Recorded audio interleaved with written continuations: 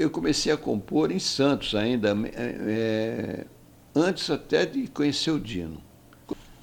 E aí chega uma hora, se você é uma pessoa criativa e tem o dom de compor, como eu tinha e o Dino também, de repente você começa a querer fazer as suas próprias canções. E nessa rua Jurubatuba morava o comandante do Corpo de Bombeiros. E ele tinha 3 filhas, lindas meninas, 3 filhas, a escadinha, né? Mas as meninas eram filhas do comandante do Corpo de Bombeiros de Santos, então ela tinha um nível social acima do nosso. Eu era filho de um trabalhador e ela era filha do comandante do Corpo de Bombeiros. Então não havia uma aproximação, a gente não tinha contato com elas, a não ser minha irmã que estudava com elas.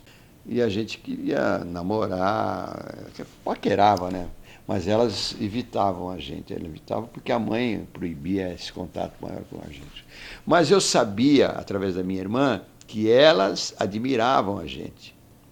Elas eram proibidas de falar com a gente, por causa da diferença social, a idiotice, isso, a estupidez, mas havia muito disso na época. Ela perguntava para minha irmã, né? Como é que eles são? Elas gostavam, né? Porque a gente vivia vestido bem, era playboy, como chamava na época, tudo de jeans, sapatinho sem meia, chamava Globetrotters, eu me lembro. Era branco e azul, era bem camisinha colorida que ninguém usava na época. Foi aí que eu fiz a música Coruja. Por quê? Porque coruja é um pássaro, representa a sabedoria, né? A coruja é o pássaro que é isolado, ela segundo dizem, ela representa, é o símbolo da sabedoria. Então a coruja está sempre sozinha, pode reparar, está sempre sozinha, isolada. E então eu fiz uma associação dessas meninas com a coruja. Um bicho que está sempre, um pássaro que está sempre sozinho, sabe, sempre se escondendo à noite, com medo. Então, como elas não tinham, gostariam de ter, mas não tinham contato com a gente, tinham medo, e aí eu fiz uma associação de elas com coruja. Então eu queria falar delas e fiz a música, Coruja, como se fosse elas. Coruja, o nome que eu dei, aquele alguém que passa e nem sequer olha pra gente, né? Pensando que é a dona do lugar, porque ela era socialmente muito mais bem de vida que a gente, né?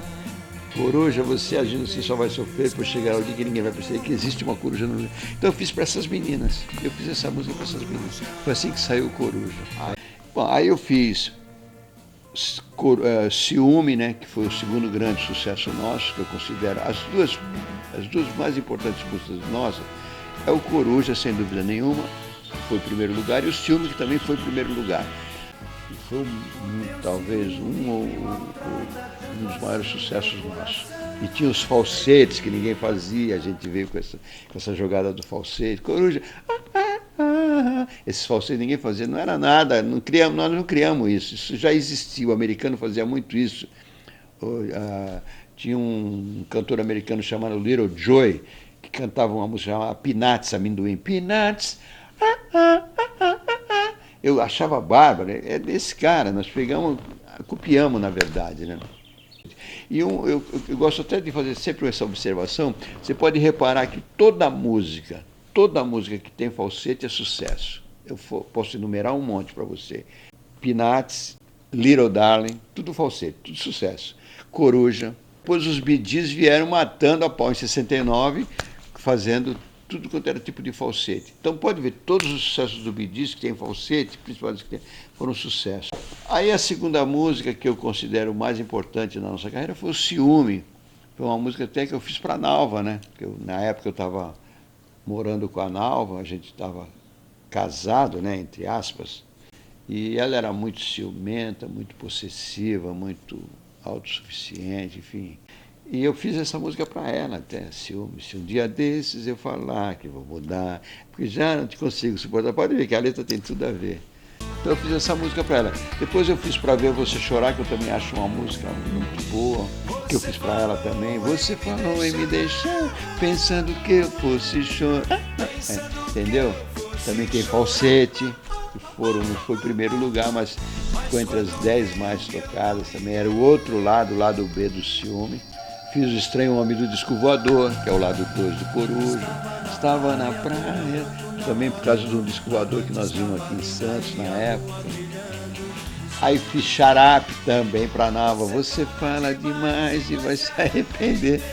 Falava muito mal de mim, né? Principalmente, não do Denidino, mas do Dene, porque a gente não teve uma vida em comum junto, não deu certo. E aí fui fazendo, fiz Cantem Comigo, que você conhece e gosta, que é eu acho tão bonita essa música, acho que ela fala realmente de como é a vida, a gente tem que viver cantando, que a vida é uma passagem rápida, curte pra você ver. Aí fiz uma outra música que eu gosto muito, que é Ainda Vai Chegar o Dia. Essa é a história da vida minha e da minha mulher, né, da Miriam. A vida não tem sido lá muito boa para nós, mas que não tem problemas hoje neste mundo. Então, aí foram uma sequência de música, fiz para ela essa música, inclusive. Muito boa a sua pergunta. A Stills Go By foi um pedido do Tony Campeiro. O Tony Campeiro, nós gravamos o Coruja, o LP Coruja, né?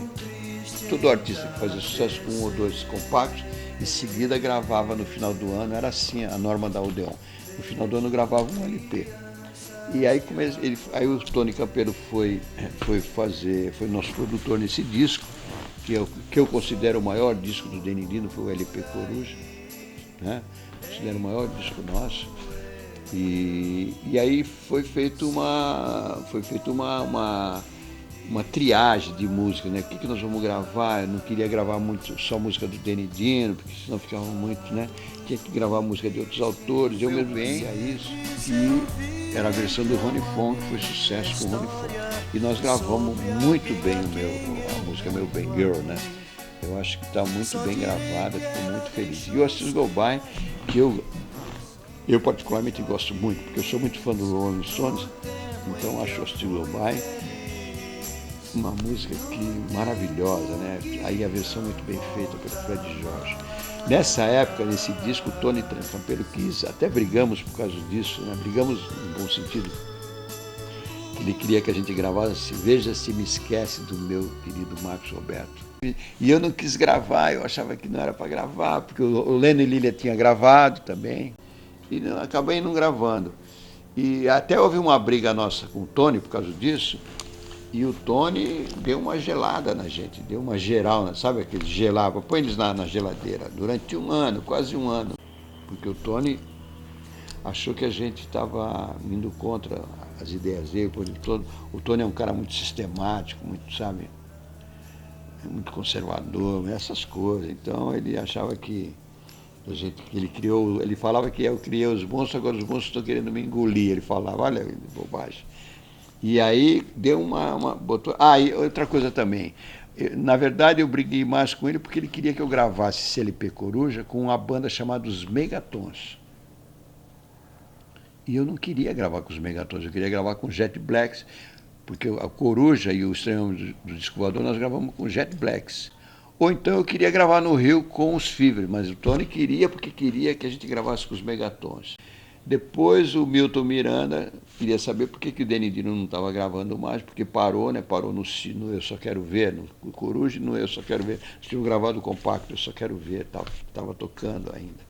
Então o que vocês querem fazer? Eu falei, eu queria gravar com os Jet Blacks, se for aqui em São Paulo com os Jet Blacks, mas se for no Rio com os Fevers. Aí ele falou, então vocês vêm para o Rio, vêm gravar com os Fevers. E aí ele perguntou para mim lá, precisam arrumar um produtor para vocês, quem que vocês querem como produtor de vocês?